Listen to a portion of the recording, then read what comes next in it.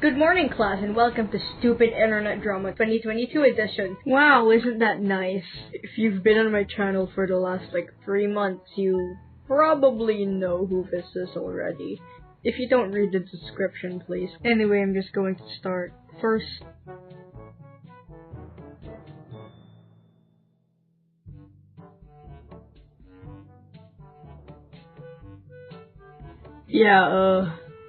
even after they've been called out for it, they still keep doing it. That was a bigger overreaction than I've done.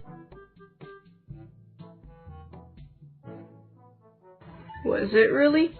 Also, death threats bad. Don't do that. I did more for you than you did for me.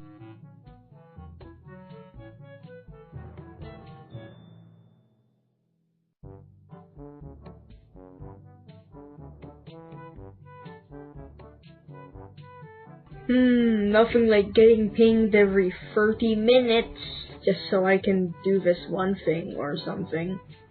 Also, not to mention